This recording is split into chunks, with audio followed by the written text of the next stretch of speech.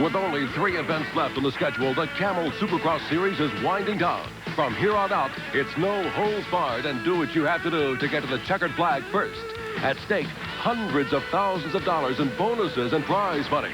It's next on ESPN. Stay tuned for Supercross.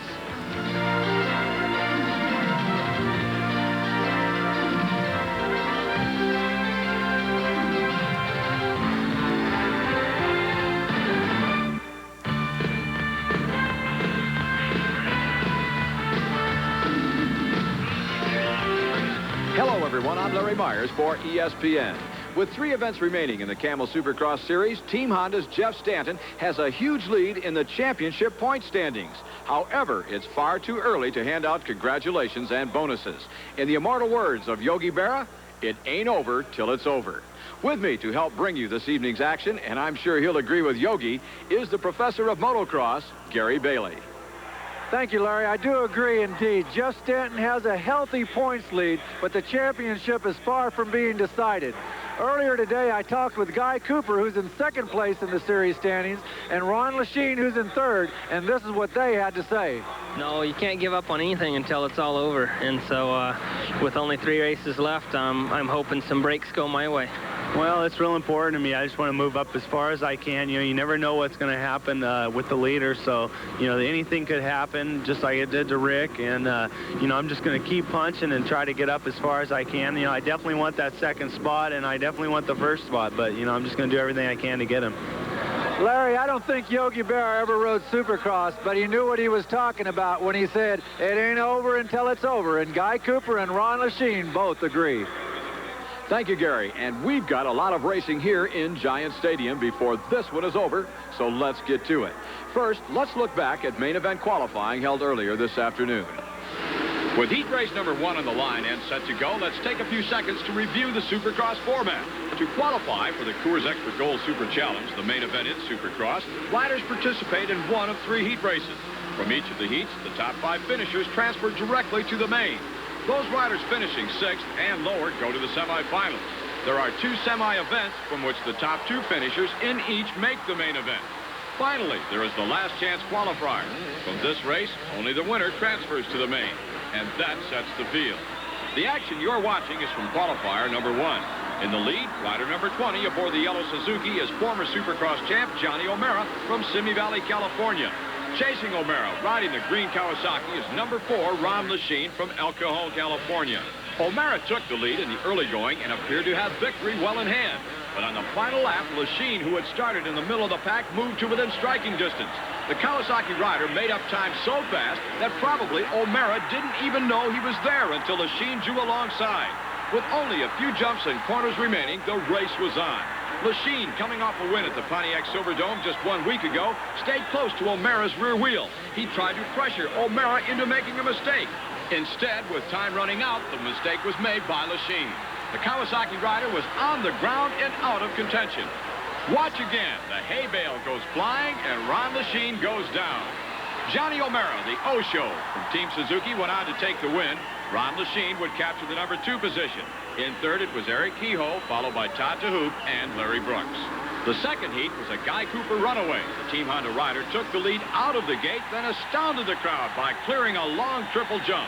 Prior to Cooper's display of aerial talent, no other rider had even come close to clearing the distance. Behind Cooper, a battle over 2nd place was brewing. Fred Andrews from Salem, Ohio. He's rider number 17 aboard a Honda, and number 5 on the green Kawasaki, Jeff Ward, both wanted the position. Ward from Mission Viejo, California, is a 2-time Supercross champion and one of the senior veterans on the tour. Ward used his experience to take sole possession of 2nd place. At the opening Supercross event of the season at Anaheim Stadium, Ward injured his ankle. As a result, he missed the first 6 rounds of racing. Since coming back, the Kawasaki rider has made up for lost time by winning 3 events. After being passed by Ward, Andrews, number 17, probably thought he was in the clear for 3rd. Mike LaRocco from LaPorte, Indiana, thought otherwise. Avoiding problems like that one, LaRocco came from out of the middle of the pack to move to the front. At the first opportunity, LaRocco passed Andrews, and for all practical purposes, the first 5 positions were set. The win would go to Guy Cooper by a huge margin, with Jeff Ward of Team Kawasaki finishing 2nd. Mike LaRocco, Brett Andrews and Mike Pasquarelli completed the qualifying list from heat number 2. Coming up, more heat race action and the main event. Stay tuned to Jersey at Giant Stadium in the Meadowlands for Supercross. The action you're watching is from heat race number 3 held earlier today. Jeff Stanton, rider number 7 on the red Honda, has just passed Yamaha's Mickey Diamond to take over the heat race lead. Stanton is the championship series points leader. So far this year, the Sherwood, Michigan native has won 3 events and placed high in all the others. Mickey Diamond, on the other hand, missed the early part of the season due to injuries. He is getting stronger and faster every week, but by his own admission, has a long way to go. Behind Stanton and Diamond are George Holland, who is a teammate of race leader Stanton, and Sean Kalos, a teammate of second-place Diamond. Holland, though, was not content behind Diamond. On a fast left-hand corner, the Honda rider from Kerman, California, moved to the number 2 position. Sean Kalos from the number 4 spot watched that action and followed suit. He figured, why not? Kalos now was in position to challenge George Holland for the runner-up spot. The Yamaha rider did everything he could, but his efforts fell short of his goal, and Kalos from Litchfield Park, Arizona, finished 3rd in the qualifying heat. Jeff Stanton, the leading points rider of the Camel Supercross Series, meanwhile was in front by a large margin. With that finish line cross-up, the Michigan rider took the win. And with that, qualifying for the upcoming main was over. There was, however, one other race held earlier today, the 125cc main event. Before we get to that, let's go to Gary Bailey. Larry, before we get to the 125cc race action, let's talk a little bit about the differences between a 125 and a 250cc motorcycle. With me to address that is George Holland, last year's 125 outdoor national champion and riding in the 250 class in the Supercross. George, what is the biggest difference in size of the motorcycles? Size is pretty close. The 250 is about 20 pounds heavier than the 125, and it's basically about it. Is the 250 much faster than the 125? Yeah, there's quite a bit of difference in power, but seems like on some tracks the 125s are a little faster just because the bike's a little lighter, it handles a little better, and for a 125 you just need to keep your speed up through the corners and try not to brush off too much speed, and usually the lap times are pretty close. Now that we know a little bit more about the differences, let's take a look at earlier action from today. Thank you, Gary Bailey and George Holland. Heading into the 125 contest, only 3 points separated Damon Bradshaw in first place and Mike Kierdrowski in second in the race for the Eastern Regional title. With only one event remaining on the Eastern 125 schedule after the Meadowlands, it's no wonder expectations were high for a handlebar banging, go-for-broke Bradshaw-Kierdrowski shootout. Bradshaw, though, failed to cooperate. The Yamaha rider from Charlotte, North Carolina, took the lead right out of the starting gate, and while the rest of the field sorted themselves out, number 45, Bradshaw, ran away with the race. Mike Kierdrowski, number 762 on the red motorcycle, did not fare as well as Bradshaw on the start. As a result, while Bradshaw was making hay, Kierdrowski was caught up in traffic. Eventually, the Honda rider moved to 3rd behind Barry Karsten, number 38 on the yellow Suzuki. When Karsten left the door open on a right-hand turn, Kierdrowski went through and was in second. Unfortunately, Kierdrowski had spent over half the race getting there. There was virtually no hope of climbing any further. Bradshaw, coming off a pair of wins in the Pontiac Silverdome, would have to fall or suffer a mechanical problem for Kierdrowski to catch up. A situation that this late in the season would be very unlikely to happen. Knowing the championship was on the line, Bradshaw was riding a carefully calculated race. He was cautious in traffic and took no unnecessary chances. Another rider that found himself working through the pack was Denny Stevenson from Omaha, Nebraska. Stevenson on the green Kawasaki was in 3rd place in the standings and had high hopes of moving up. It did not happen, though, at the Meadowlands. Like Kierdrowski, Stevenson was a victim of traffic problems. Here, Stevenson has caught Karsten in the black riding gear. Karsten did not leave much of a hole, but for Stevenson, it was enough. The Kawasaki rider bulled his way through for an eventual 3rd place finish. Meanwhile, in front of the pack, Bradshaw was putting the finishing touches on a wire-to-wire win. With his arms raised in victory, Bradshaw sailed over the finish line jump, making it 3 in a row. Mike Kierdrowski aboard the Honda finished in the number 2 position. Denny Stevenson on a Kawasaki was 3rd.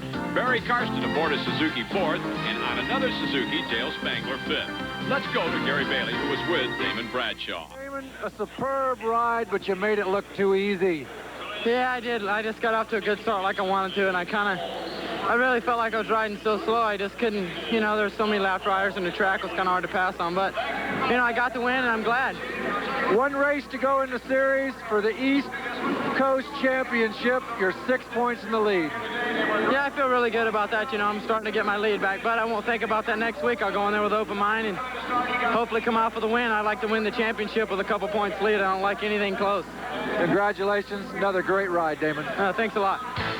And that champagne shower ends the 125 main event. We'll be right back with more exciting Supercross. Welcome back. The main event is just moments away. On the line, riders and mechanics are preparing for the start with carefully thought-out routines. Before the gate drops, let's go to Gary Bailey.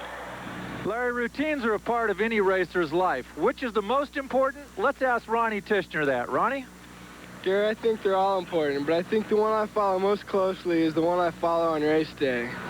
Okay, I try to eat breakfast about 4 hours before the first time I have to ride. It gives the food a chance to digest in my stomach so it's not in a big lump. And I usually for breakfast I try to eat oatmeal, whole wheat toast, fresh fruits, and drink a lot of water.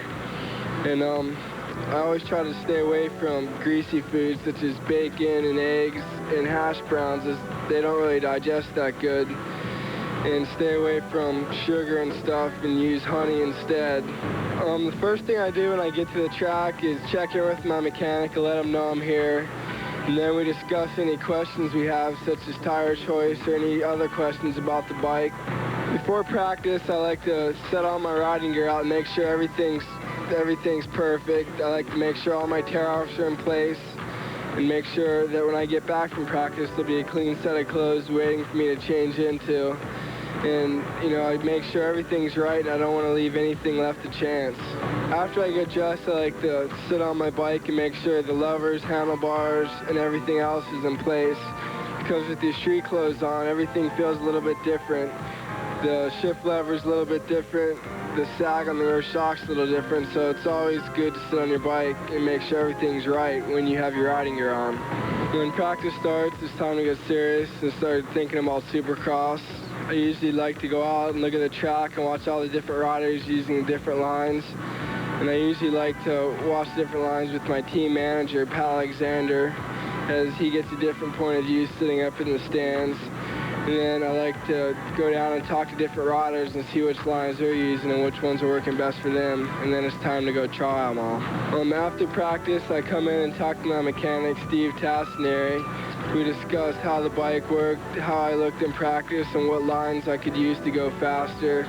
And then we make any necessary changes we need to make to the bike in order for me to go faster. The other thing I like to discuss with my other team riders is the lines that we're using. They tell me where they're going, and I tell them where I'm going. It helps both of us, and we can each go a little bit faster out there. Hopefully, if I follow my routine closely, everything will come together and have a good night of racing. To all of you racers out there, the important thing is to establish a routine and stick with it as closely as possible. And then nothing is left to chance, and all of the little things will be remembered. Well, let's hope that everything is remembered here in the Meadowlands at Giant Stadium, because we're just about to get underway with that main event.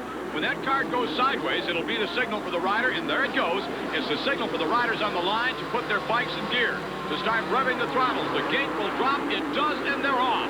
Round 13 of the Camel Supercross Series is underway.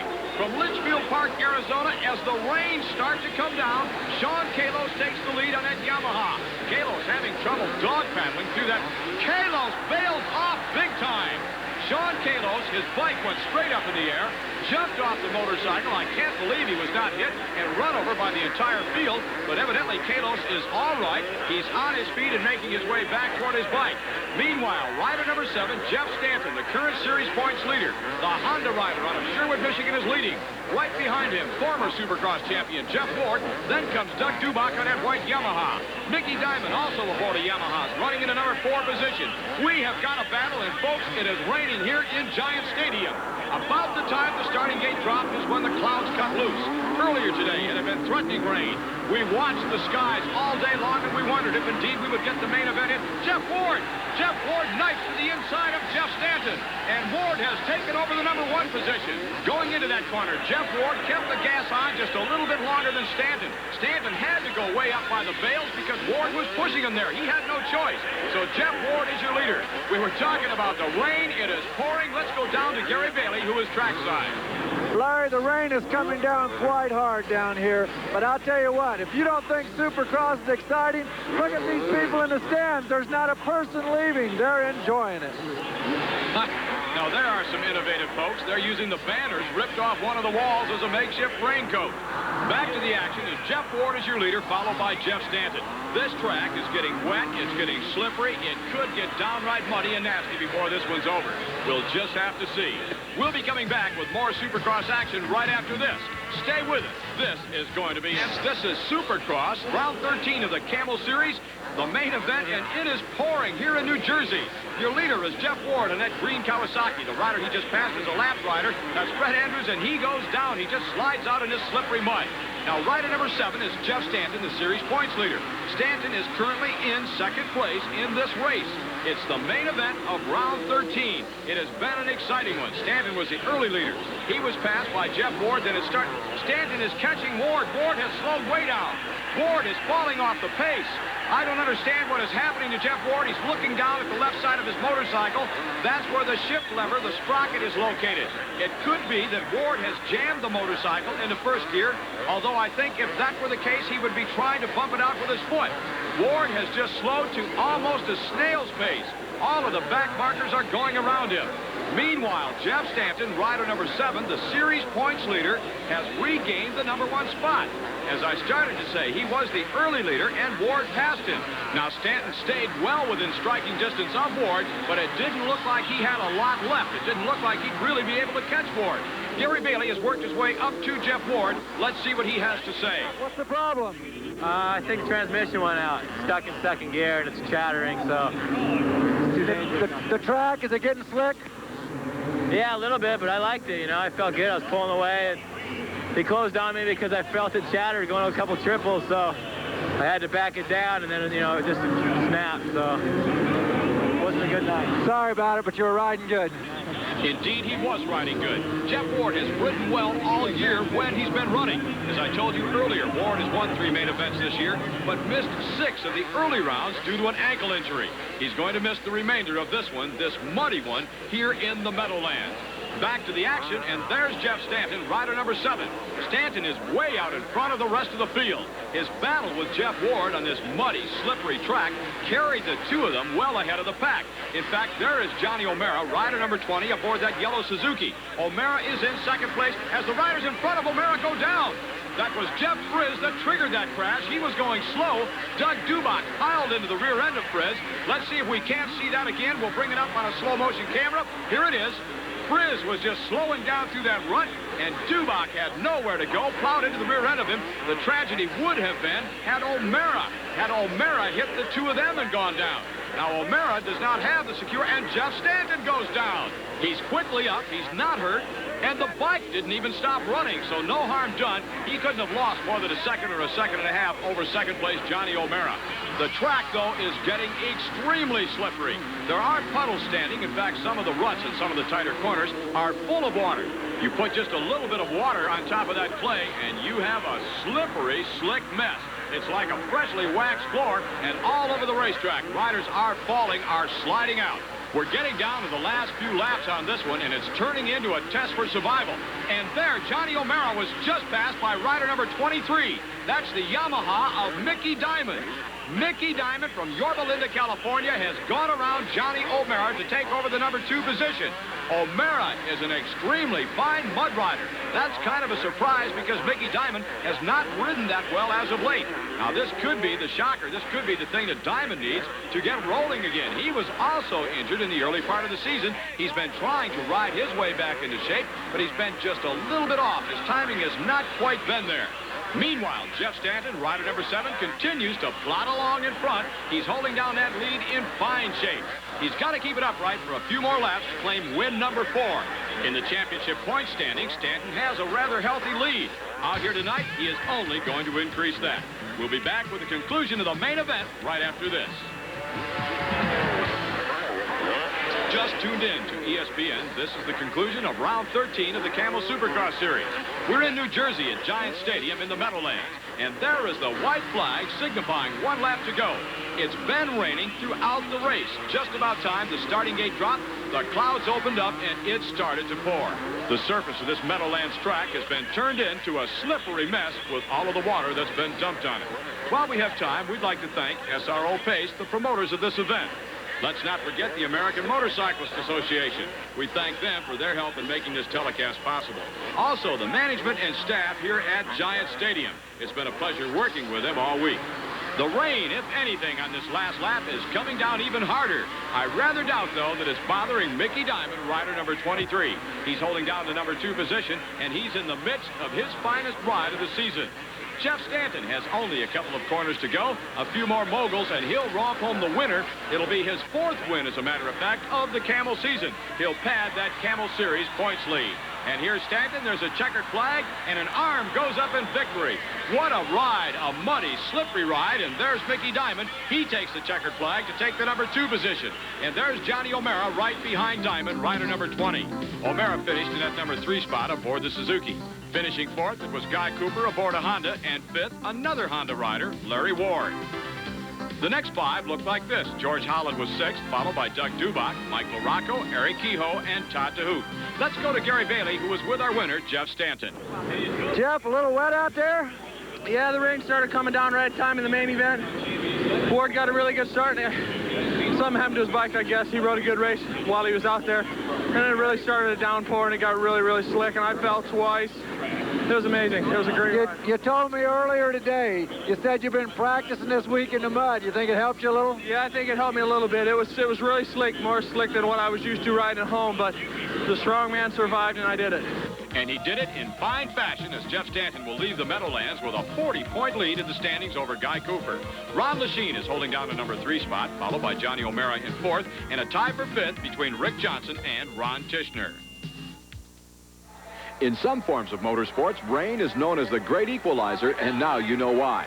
It was tough out there tonight. However, we'd like to take you back in time to Atlanta, Georgia. The year is 1983. Now this is what a really tough mud race looks like. At one point during the race, there were only 4 motorcycles moving on the track. The rest were either stuck or out of commission. Riding a Suzuki, Mark Barnett, the bomber, won that sloppy event. Meanwhile, back in Giant Stadium, the early report is Jeff Ward suffered a broken transmission. That opened the door for Jeff Stanton, who took the win and padded his already large points lead. The Supercross Tour now heads for Oklahoma City, then to the season finale, the Coliseum in Los Angeles. We'll have all of that action right here on ESPN. For Gary Bailey, I'm Larry Myers. So long until next week.